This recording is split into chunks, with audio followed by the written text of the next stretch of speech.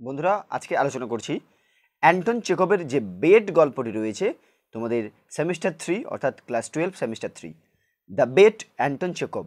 আজকে আলোচনা করব তার দ্য বেটের যে লেখক পরিচিতি বাংলায় বলছি, সেই পাঠ্যাংশের উৎস অর্থাৎ সোর্স অফ দ্য টেক্সট, চেকবের ছোট গল্প the bet and exceptional story, একটি ব্যতিক্রমী গল্প কেন, এটা আলোচনা করব plot and the themes of the bet গল্পের কাহিনী এবং বিষয়বস্তু আলোচনা করব, ক্যারেক্টার্স ইন দ্য স্টোরি, গল্পের চরিত্রাবলী, এগুলো আলোচনা করব, ল্যাঙ্গুয়েজ অ্যান্ড স্টাইল এবং ভাষা এবং শৈলী আলোচনা করব, এবং টাইটেল অফ দ্য স্টোরি, গল্পটির নামকরণ আলোচনা করব। তারপরে ক্লাসে আমরা সারসংক্ষেপ আলোচনা করব। প্রথমেই একটু জেনে রাখি, দেখো দ্য বেট কার লেখা? অ্যান্টন চেকবের লেখা। চেকব তোমরা পুরনো সিলেবাসে অ্যান্টন চেকবের ছিল দ্য প্রপোজাল বলে একটি নাটক ছিল, এখানে তোমাদের দেওয়া হয়েছে সেটা দ্য বেট। আমরা সাধারণভাবে বেট কথার অর্থটা কি জানি না, বেট মানে বাজি ধরা। এখানে গল্পের মাধ্যমে আমরা দেখতে পাবো একটি বাজির কথা আছে, যাচ্ছি সেটা পরে। দেখো প্রথমে বার্থ, অ্যান্টন চেকব 29 জানুয়ারি 1860 জন্ম, রাশিয়াতে। এডুকেশন দেওয়া আছে গ্রিক স্কুল অ্যান্ড টাঙ্গার্ন gymnasium, later a degree as a physician from Moscow state medical university. Occupation a medical practitioner, later world famous dramatist and short story writer. Famous books কী ছিল? Uncle বার্নার drama, cherry orchard drama, the lady with the dog, এগুলো story. The bet এটা একটা story, তাহলে এই bet এটা একটা গল্প। Award the Pushkin prize in 1888, death 15 July অর্থাৎ 15 জুলাই 1904। এটা লেখক পরিচিতির সারসঙ্গে তোমরা একটু দেখে নিও। এবার আমরা যাচ্ছি, দেখো সোর্স অফ দ্য টেক্সট, এই পাঠ্যাংশের উৎস কি বাংলাতে আগে তোমরা ভালো করে জেনে রাখো। দ্য বেট গল্পটি, এটির মূল রাশিয়ান নাম পারি হিসেবে প্রথম প্রকাশিত হয়েছিল 1889 খ্রিস্টাব্দে। মূল গল্পটি 3টি অংশে বিভক্ত ছিল, কিন্তু পরে চেকব তৃতীয় অংশটি অত্যন্ত শীতল নিষ্ঠুর হিসেবে বাদ দিয়ে দেন। এই গল্পটি নোভোই ভ্রেমিয়া নামক পত্রিকার জানুয়ারি সংখ্যায় প্রকাশিত হয়েছিল। এই গল্পের ইংরেজি অনুবাদ 1901 খ্রিস্টাব্দে প্রকাশ পেয়েছিল। তাহলে পাঠ্যাংশের উৎস কি? দ্য বেট গল্পটি প্রথম রাশিয়ান নাম পারিসে প্রথম প্রকাশিত হয়েছিল 1889 খ্রিস্টাব্দে। মূল গল্পটি 3টে অংশে বিভক্ত ছিল, কিন্তু শেষ অংশটি অত নিষ্ঠুর বলে সেটাকে বাদ দিয়ে দেন এই চেকব। বুঝে গেল? এবারে আমরা যাব, এই যে দ্য বেট, এটা কি অ্যান এক্সেপশনাল স্টোরি, একটি ব্যতিক্রমী গল্প। কেন ব্যতিক্রমী গল্প, এটা জানতে হবে একগুলো ভালো করে, প্রশ্ন আসবে এমসিকিউ থেকে। দ্য বেট একটি ব্যতিক্রমী গল্প, কারণ কি? ছোট গল্প হিসেবে দ্য বেট গল্পটি চেকবের বেশিরভাগ বিখ্যাত ছোটগুলির থেকে অনেকাংশ ভিন্ন, অর্থাৎ আলাদা। কেন? চেকব তার উজ্জ্বল বাস্তববোধ, বিশেষত ক্ষয়িষ্ণু রাশিয়ান সমাজের চিত্রকর হিসেবে পৃথিবীর বিখ্যাত, কিন্তু দ্য বেট গল্পে কোনো বাস্তব পরিস্থিতি উপস্থাপিত হয়নি। তার বদলে একটি কাল্পনিক ঘটনা চিত্রিত হয়েছে এবং এখানে রাশিয়ান সমাজের কোনো চিহ্ন নেই।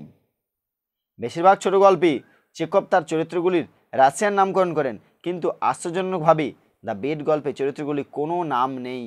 তার বদলে 2টি সাধারণ পেশার নাম দেওয়া হয়েছে, ব্যাংকের মালিক ও আইনজীবী। বোঝা গেল কেন এটা ব্যতিক্রমী? কারণ রাশিয়ান তিনি লেখক, রাশিয়ার নাম, রাশিয়ার সমাজের চিত্রকর পরিস্থিতি, এইগুলো নিয়ে তার কাল্পনিক চিত্র হতো, কিন্তু এখানে তার সমাজ কোনো চিহ্ন নেই, এই গল্পের কোনো চরিত্রগুলোর নাম নেই, তাই তার বদলে 2টি পেশার নাম দেওয়া হয়েছে, ব্যাংকের মালিক, আইনজীবী। তাই এটা বলা হয়েছে এটি ব্যতিক্রমী গল্প। বুঝে গেল?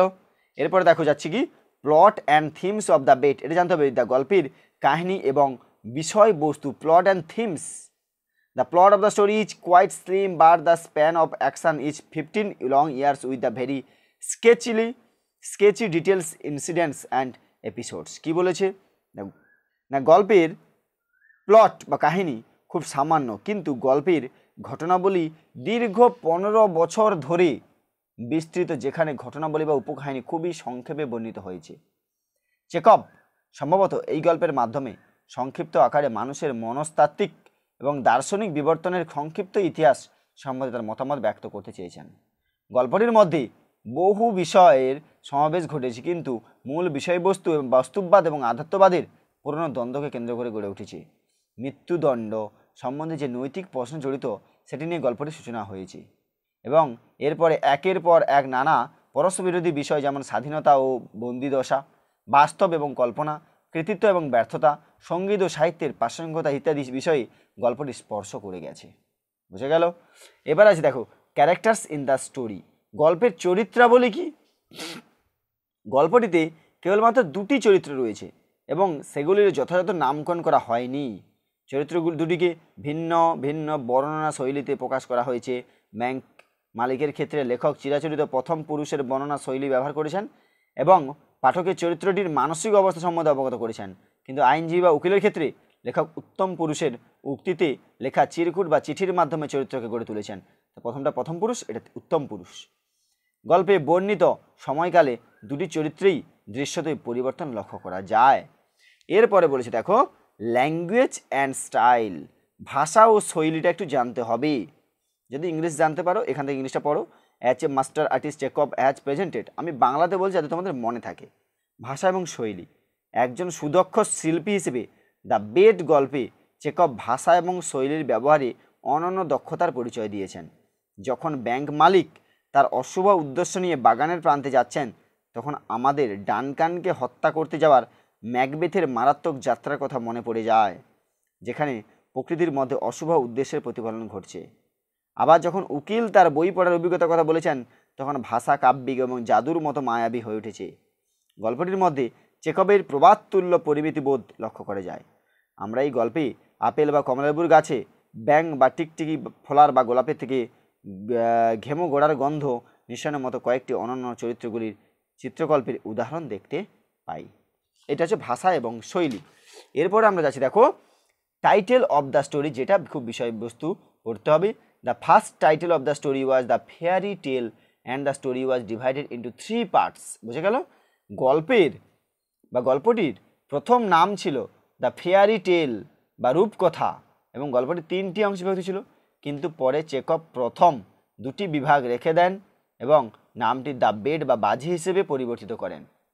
বর্তমান নামটি মৃত্যুদণ্ড এবং যাবজ্জীবন কারাদণ্ড, এই দুটি শাস্তির মধ্যে কোনটি বেশি মানবিক এই বিষয়ে ব্যাংকের মালিক এবং আইনজীবীর মধ্যে যে বাজি হয়েছিল সেটির ইঙ্গিত দিচ্ছে। তাহলে এখানে যে দ্য বেড গল্পটি, এই বাজিটা কিসের না বর্তমান নামটা মৃত্যুদণ্ড এবং যাবজ্জীবন কারাদণ্ড, এই দুটি শাস্তির মধ্যে কোনটি বেশি মানবিক এই বিষয়ে ব্যাংকের মালিক ও আইনজীবীর মধ্যে যে বাজি হয়েছিল সেটির বলা হয়েছে ঘটনা। এই বাজি ধরার উপকাহিনীর প্লেটের যে দীর্ঘ 15 বছর বিস্তার সেটি সূচনা করেছিল।